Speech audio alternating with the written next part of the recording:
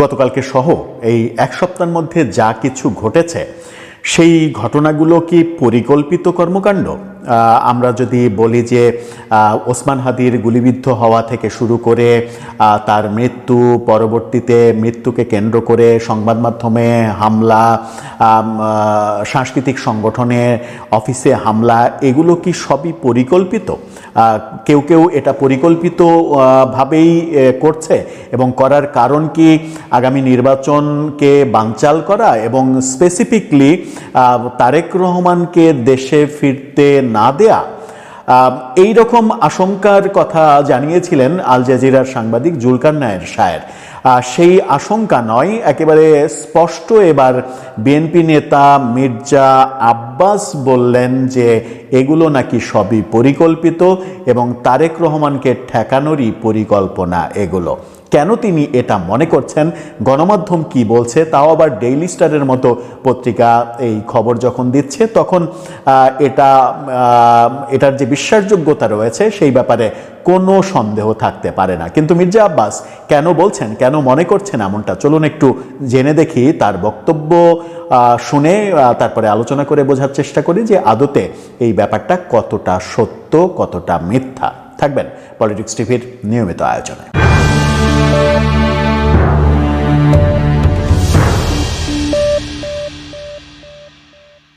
দর্শক, বলছিলাম গত এক সপ্তাহ কিংবা তার দু একদিন আগে পর্যন্ত যে ঘটনাগুলো, মানে ঘটনার পরম্পরা আমরা দেখছি, যে ঘটনাগুলো ঘটছে, বিশেষ করে সব থেকে বড় ঘটনা হচ্ছে ওসমান হাদির গুলিবিদ্ধ হওয়া, তাকে গুলি করা এবং তার পরবর্তীতে তার নিহত হওয়ার যে ঘটনা, সেই ঘটনা 12 তারিখে তিনি গুলিবিদ্ধ হলেন, তারপরে 18 তারিখে মারা গেলেন। বাংলাদেশে একাধিক হাসপাতাল শেষে সিঙ্গাপুরে ট্রান্সফার করেও তাকে বাঁচানো গেল না। তার মৃত্যু এবং মৃত্যু পরবর্তী যে মিডিয়া অফিসগুলোতে হামলা, এগুলো সব কিছুকেই পরিকল্পিত বলছেন কেন মির্জা আব্বাস। ডেইলি স্টার তার শিরোনামে যেটা বলছে সেটা হচ্ছে যে তারেক রহমানের আসার ঘোষণার পর সাজানো ছকে ধারাবাহিক ঘটনা ঘটানো হচ্ছে, অর্থাৎ একেবারে পরিকল্পিত। এটাকে এক ধরনের মেটিকুলাস ডিজাইন করা বলা যায় কিনা, সেই শব্দটা এখানে ব্যবহার করা যায় কিনা, একটু চলুন জেনে দেখি তিনি কি বলতে চাইছেন।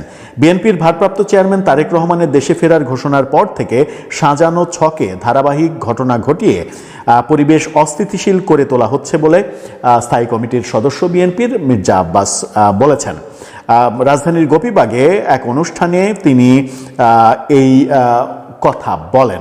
মির্জা আব্বাস বলেন, দেশের মঙ্গল বা শান্তি চায় না এমন এক শ্রেণীর লোক বাংলাদেশে বাস করে। তাদের দেখতে বাংলাদেশি মনে হয়, কিন্তু আসলে তারা বাংলাদেশি নয়। তারা বাংলাদেশকে ভালোবাসে না, তারা মানুষ বেশি শয়তান। এই দেশের শান্তি তারা পছন্দ করে না। খুবই কঠিন কঠিন কথা বলেছেন তিনি বলেছেন, খেয়াল করে দেখবেন তাদের প্রতিটি কার্যক্রম খুব ধারাবাহিক। আমাদের নেতা আসবেন, এই সময়ে তারা একটা দুর্ঘটনা ঘটিয়ে দিল, হাদিকে হত্যা করলো, আর এটার বদনাম চাপানোর চেষ্টা করছিল বিএনপির ওপরে। তারেক রহমান আসবেন, একটা হত্যাকাণ্ড হলো, তারপর ধারাবাহিকভাবে কতগুলো ঘটনা ঘটলো, মনে হলো সাজানো একটা ছক। এই ছকের মধ্য দিয়ে তারা এদেশে মানুষের গণতান্ত্রিক অধিকারকে হরণ করতে চায়। মির্জা আব্বাস আরও বলেন, দেশের মঙ্গল ও শান্তি চায় না এমন এক শ্রেণীর লোক বাংলাদেশে বসবাস করে। তাদের দেখতে বাংলাদেশি মনে হয়, কিন্তু আসলে তারা বাংলাদেশি নয়। তারা বাংলাদেশকে ভালোবাসে না, মানুষ বেশি শয়তান। এই কথা বিএনপির এই নেতা আরও বলেছেন যে তারা 1947 সালে পাকিস্তানকে পছন্দ করে নাই, পাকিস্তান আন্দোলনের বিরোধিতা করেছিল, 71 সালে বাংলাদেশের বিরোধিতা করেছিল। এরপর বহু ঘটনা আছে। আজ তারা দাঁত নখ বিস্তার করে দেশের বিভিন্নভাবে অশান্তি সৃষ্টি করছে, খুন জখম রাহাজানি শুরু করেছে। তার মানে বোঝাই যাচ্ছে যে তিনি কাদেরকে টার্গেট করে কথা বলছেন। 47-এ ভারত ভাগের বিরোধিতা করা, 71-এ বাংলাদেশ ভাগের বিরোধিতা করা, পাকিস্তানের পক্ষ নেওয়া, এই ঘটনাগুলো কারা ঘটিয়েছে, কারা কোন রাজনৈতিক দল এর জন্য দায়ী, সেটা তো মানে দিনের আলোর মতো স্পষ্ট। অর্থাৎ তিনি তার প্রতিপক্ষ রাজনৈতিক দল জামাতের দিকে ইঙ্গিত করছেন। তিনি বলছেন, বাংলাদেশের মানুষকে জিম্মি করে কতিপয় রাজনৈতিক দল ফায়দা লোটার চেষ্টা করছে, পানি ঘোলা করে মাছ শিকারের চেষ্টা করছে। আজকে দেশের সর্বত্র অসহায়ত্বের ধ্বনি শোনা যাচ্ছে। দেশের মানুষ সাধারণ মানুষ অসহায় হয়ে গেছে। দেশের মানুষ সব জানে ও বোঝে, মন্তব্য করেছেন তিনি। বলেছেন, এইসব ষড়যন্ত্রকারীদের 1971 সালে আমরা যেভাবে জবাব দিয়েছিলাম, 2025-এ এসেও একইভাবে আমরা জবাব দেব। দেশের স্বাধীনতা, সার্বভৌমত্ব আমরা কোনোভাবে ক্ষুণ্ণ হতে দেব না। অর্থাৎ তিনি একেবারে এই ঘটনাগুলোর জন্য ইঙ্গিত করছেন জামাতের দিকে, যে জামাত শিবির এর জন্য দায়ী, তাদের পরিকল্পনাতেই এটা হচ্ছে। কিন্তু জামাত শিবির যদি এটা পরিকল্পনা করে থাকে, এই পরিকল্পনার পেছনে তাদের লাভটা কি? হাদিকে মারার পেছনে যদি তাদের দায় থাকে, তাহলে হাদিকে মেরে তাদের লাভ কি? হাদি তো তাদের পক্ষের মানুষই, মানে ওই এ টিম, বি টিম, সি টিমের মতো হাদিও তো তাদের পক্ষের মানুষই, বিপক্ষের মানুষ না। নিজেদের পক্ষের মানুষকে কেন নিজেরা মারবে? রাজনীতিতে যদিও অনেক সময় অনেক কিছুই করে কিংবা করতে হয় রাজনৈতিক স্বার্থসিদ্ধির জন্য, সেটাকেই কি ইঙ্গিত করছেন মির্জা আব্বাস? সেভাবেই কি তিনি বলতে চাইছেন, নাকি তার ক্ষোভটা মূলত এই কারণে যে হাদিকে গুলি করার ঘটনার পরই আমরা দেখেছিলাম ডাকসুর ভিপি মির্জা আব্বাসের দিকে আঙুল তুলে ফেসবুক স্ট্যাটাস দিয়েছিলেন প্রথমে, এরপরে বিএনপিকে এর সঙ্গে জড়িত করার চেষ্টা করা হয়েছিল, সেই ক্ষোভ থেকেই তিনি এটা বললেন কিনা? সরাসরি তিনি কিন্তু কোনো যদি কিন্তু রাখেননি, তিনি কোনো অপশন, তার কথাতে কোনো অপশন রাখেননি যে এটা জামাতের না হয়ে তার প্রতিপক্ষ তো আওয়ামী লীগও ঘটাতে পারে, এরকম কোনো অপশনও তিনি রাখেননি। স্পষ্ট করে বলেছেন, জামাতের বিপক্ষে যখন এরকম স্পষ্ট অবস্থান তিনি ব্যক্ত করছেন, এরকম মানে বিপক্ষে এত শক্ত শক্ত যুক্তি দিচ্ছেন, তখন বোধহয় তাদের জন্য একটা মানে কি বলবো, যে অস্বস্তিকর উদাহরণ হতে পারে যে কিছুদিন আগে পর্যন্ত জামাতের সঙ্গে জোট করেই তো তারা রাজনীতি করেছে। তারা 2001-এ সরকার গঠন করেছে, জামাতের নেতাদের তারা মন্ত্রী বানিয়েছে, একসঙ্গে তাদের সংসার পাতার ব্যাপারগুলো তো আমরা দেখেছি। সেই ব্যাপারটাকে কি বিএনপি এখন মনে করছে যে সেটা ভুল ছিল, সেই কর্মকাণ্ডগুলো ভুল ছিল, ভুল থেকে তারা বেরিয়ে এসে এখন একটা শুদ্ধ পথে আসতে চাইছে? আমরা মানে তাদের কর্মকাণ্ডে মনে হচ্ছে সেটা, কিন্তু এখন পর্যন্ত কিন্তু তারা এই ব্যাপারে খোলামেলা কোনো কথা বলেনি। তারা এখন বিরোধিতা করছে এবং স্পষ্ট কথা বলছে, 71-এর বিরোধিতা, 47-এর প্রসঙ্গ আনছে, নানা বিষয় আনছে বটে, কিন্তু তাদের সঙ্গে যে এক সময়ের সখ্যতা এবং সখ্যতাটা তৈরি হয়েছিল কি তাহলে এরকম কারণে যে এন্টি আওয়ামী লীগ সবাই এক, এরকম কারণেই সখ্যতা তৈরি হয়েছিল?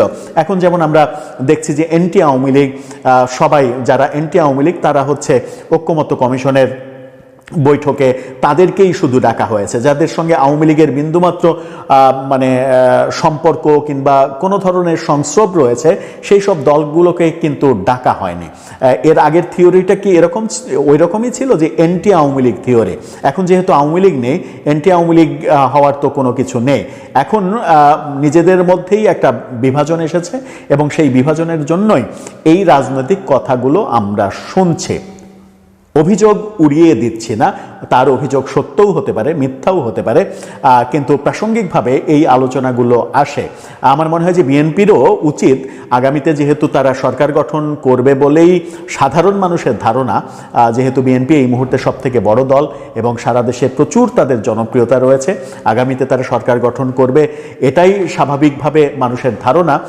সরকার গঠন করতে যাওয়ার প্রাককালে, নির্বাচনের আগেই আমার মনে হয় যে এই প্রসঙ্গগুলো তারা যদি একেবারে নিট অ্যান্ড ক্লিন করে জাতির কাছে ইনফরমেশন দিয়ে দেয়, এবং সেই ইনফরমেশনের ফলে যেটা হবে সেটা হচ্ছে যে ভাসমান কিছু ভোট রয়েছে, যে ভোটটা মুক্তিযুদ্ধের পক্ষের ভোট, যারা মানে হয়তো কেউ আওয়ামী লীগ করেন, কিন্তু একটা বড় শ্রেণী রয়েছেন যারা আওয়ামী লীগ করেন না, কিন্তু মুক্তিযুদ্ধের পক্ষের মতবাদের কারণে, মানসিকভাবে মুক্তিযুদ্ধের পক্ষের মানুষ বলে তারা আসলে নৌকা ছাড়া আর কোনো মানে মার্কা খুঁজে পান না, মনে করেন যে নৌকা ছাড়া কোথায় ভোট দেব।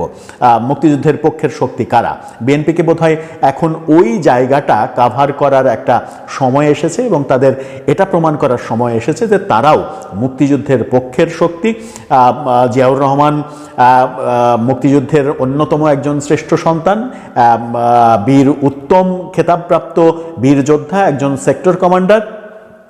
সেই মানুষটার নেতৃত্বে গড়ে ওঠা দল অবশ্যই মুক্তিযুদ্ধের পক্ষের দল, এবং এটা বোধহয় তাদের রাজনীতিতে আরও বেশি ক্লিয়ার করা উচিত। তাতে একটা বড় সংখ্যার যে ভাসমান ভোট, যারা মনে করে যে মুক্তিযুদ্ধের পক্ষের শক্তিকে ছাড়া ভোট দেবেন না কিংবা ভোট কেন্দ্রে যাবেন না, তাদের ভোটটা হয়তো বিএনপি তাদের ভোট বাক্সে নিয়ে নিতে সমর্থ হতেও পারে। রাজনীতির খেলা শেষ পর্যন্ত কোন দিকে কি হয় সেটা তো আর বলা যায় না।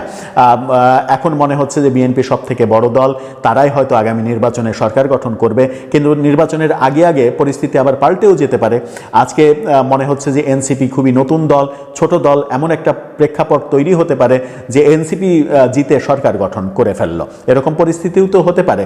যেমন আমরা ওসমান হাদির মৃত্যুর পরে তার জানাজাতে যে লক্ষ লক্ষ মানুষের উপস্থিতি দেখলাম, ওসমান হাদির কোনো রাজনৈতিক দল নেই, তিনি কোনো রাজনৈতিক দলের সদস্য নন। 24-এর আন্দোলনের আগে, অভ্যুত্থানের আগে তাকে কেউ চিনতেনও না, এবং অভ্যুত্থানেও তিনি সম্মুখ সারির ফেস ছিলেন না। সম্মুখ সারির ফেস বলতে জনপ্রিয় ফেস, যেমন নাহিদ, আসিফ, মাহফুজ না, নাহিদ, আসিফ, সার্জিস, হাসনাত, এই ফেসগুলো যেহেতু জনপ্রিয় ফেস, এরকম জনপ্রিয় ফেস কিন্তু অভ্যুত্থানের সময়, আন্দোলনের সময় হাদি ছিলেন না। আন্দোলনের সফলতার পরে তিনি আস্তে আস্তে নিজেকে জনপ্রিয় করে তুললেন বিভিন্নভাবে। কিছু কৌশল ছিল, পজিটিভ নেগেটিভ কিছু কৌশল ছিল। তারপরে দেখা গেল গতকালকে আমরা কি দেখলাম যে তার জানাজাতে লক্ষ লক্ষ মানুষের আগমন, এবং বাংলাদেশের ইতিহাসে সব থেকে বড় জানাজা বোধহয় হলো। তো সেরকম প্রেক্ষাপট যদি মানে ভোটের ক্ষেত্রেও হয়ে যায় অন্য কোনো দিকে, সেই ক্ষেত্রে অবাক হওয়ার কিছু থাকবে না। তবে সেটা বিএনপি নিশ্চয়ই হতে দিতে চাইবে না। বিএনপি চাইবে তারা বড় দল হিসেবে সমস্ত মানুষের আস্থা অর্জন করে তারা রাষ্ট্র ক্ষমতায় যাবে। রাষ্ট্র ক্ষমতাটা উপভোগ করবে না, ক্ষমতাটা দায়িত্ব পালন করার মতো করে তারা দায়িত্ব পালন করবে। কারণ ক্ষমতার মোহে পড়ে গেলে কি হয় সেটা আমরা 24-এর 5 আগস্ট দেখেছি। যে ভুলের কারণে আওয়ামী লীগ তাদের সরকার পতন হয়েছিল, সেই ভুল নিশ্চয়ই পরবর্তীতে আর কোনো দল করবে না, এবং না করুক এটাই আমাদের প্রত্যাশা, যেন দেশটা অন্তত গোল্লায় চলে না যায়।